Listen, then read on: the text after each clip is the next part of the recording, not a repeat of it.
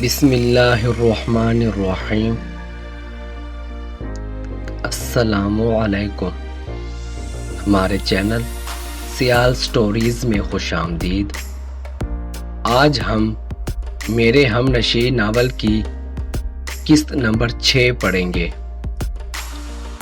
وہ ریحان کے قریب آیا، حقیقت جان کر بھی وہ وجہ پوچھے بنا نہیں رہ سکا۔ تمہاری آنکھوں میں آنسو کیوں نکل آئے ہیں؟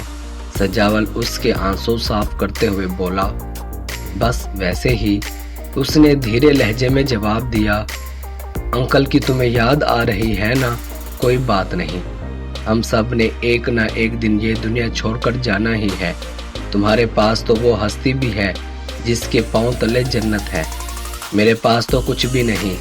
تم خوش نصیب ہو کہ تمہارے پاس بڑا بھائی بھی نہیں ہے۔ میرے بڑے بھائی کو دیکھ لو، ماں باپ نہیں ہے تو میرے لیے اجنبی بنا ہوا ہے۔ سچ کہتے ہیں، دنیا میں اگر بغیر غرض یا لالچ کے کوئی محبت کرتا ہے نا، وہ والدین ہی ہیں۔ والدین کے سوا کوئی بھی ہمیں چاہنے والا یا ہمیں پیار کرنے والا نہیں ہوتا۔ صرف والدین کا رشتہ سچا ہوتا ہے، باقی سب مطلبی اور جھوٹے رشتے ہوتے ہیں۔ وہ بھی ریحان کے کندھوں پر سر رکھ کر رونے لگا۔ تھوڑی دیر بعد دونوں کے دل کا غبار ہلکا ہوا تو دونوں چپکے سے ٹی وی لاؤنج کی طرف آ گئے، جہاں ریحان کی امی خالدہ ڈنر کی تیاری کرنے میں مصروف تھیں۔ آؤ بیٹا، کھانا کھا لو، کھانا بالکل تیار ہے، خالدہ صاحبہ نے انہیں دیکھا تو کہا۔ دونوں چپکے سے ڈنر کرنے لگے۔ کھانا کھانے کے بعد سجاول تو اپنے گھر چلا گیا، جبکہ ریحان اپنے کمرے میں آ کر سو گیا۔ راستے میں سجاول کی ملاقات بابا دینو سے ہوئی تو بابا دینو اس سے کل والی حالت کے بارے میں پوچھے بغیر رہ نہ سکے۔ پتر، کل خیر تھی؟ کیا ہو گیا تھا تجھے؟ تو بڑی اداسی والی باتیں کر رہا تھا۔ جی بابا، بعض دفعہ حالات انسان کو اندھیرے میں جینے پر مجبور کر دیتے ہیں، ورنہ کوئی انسان یہ نہیں چاہے گا کہ وہ اچھی اور خوشحال زندگی گزارے۔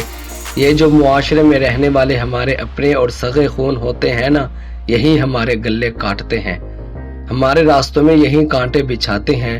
وہ آسمان کی طرف دیکھتے ہوئے بولا۔ بابا دینو اس کی بات کا اشارہ سمجھ گئے تھے۔ کچھ نہیں بیٹا، صبر کرو۔ اس دنیا میں صبر کرنے والے لوگ اللہ تعالیٰ کو بہت پسند ہیں۔ اللہ اپنے بندوں سے پیار کرتا ہے، مگر اس کے بندے اللہ کی ناشکری کرتے ہیں، وہ ایک دوسرے سے محبت نہیں کرتے۔ تو پریشان نہ ہو، اللہ جو کرے گا بہتر کرے گا۔ انہوں نے سجاول کا کندھا تھپ تھپایا اور آگے بڑھ گئے، جبکہ سجاول اپنے گھر چلا گیا۔ صبح جب اس کی آنکھ کھلی تو وہ پھر بخار میں تپ رہا تھا۔ اس نے اٹھنے کی کوشش کی، مگر وہ نہ اٹھ سکا۔ اس کا جسم درد کر رہا تھا، نقاہت پورے جسم میں بھری ہوئی تھی۔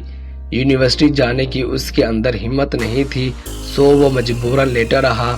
اس سے اتنا بھی نہ ہو سکا کہ وہ ریحان کو کال کر لیتا، سو وہ نیم بےہوشی کی حالت میں اپنے بستر پر سویا رہا۔ فون مسلسل بج رہا تھا جبکہ وہ بے ہوشی کے عالم میں سویا ہوا تھا۔ اسے دنیا جہاں کی کوئی خبر ہی نہیں تھی۔ ریحان پریشان تھا کیونکہ سجاول اس کی کال اٹینڈ نہیں کر رہا تھا۔ آدھا دن گزر گیا۔ اس آدھے دن میں ریحان نے کئی دفعہ کالیں اس سے کر لی تھیں، مگر وہ تھا کہ کال اٹینڈ نہیں کر رہا تھا۔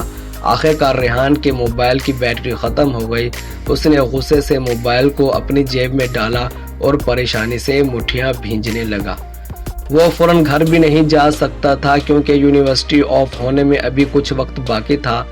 وہ یونیورسٹی میں سجاول کا انتظار کرتا رہا، مگر جب کافی ساری دیر گزر گئی اور سجاول نہیں آیا تو وہ پریشان ہو گیا۔ وہ نہیں جانتا تھا کہ سجاول کی طبیعت خراب ہے، وہ کچھ اور ہی وجہ سمجھ رہا تھا۔ وہ مسلسل سجاول کو کال کرتا رہا، مگر سجاول نے اس کی کالز اٹینڈ نہیں کی تھی۔ پھر اچانک ہی اس کی آنکھوں نے وہ منظر دیکھا جس سے اس کی آنکھیں پریشانی سے پھیل گئی تھی اور وہ ادھر ہی دیکھتا رہا۔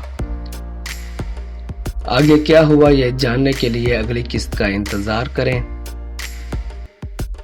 ہمارے چینل کو ضرور سبسکرائب کریں اور کمنٹ بھی دیں، لائک بھی دیں۔ شکریہ۔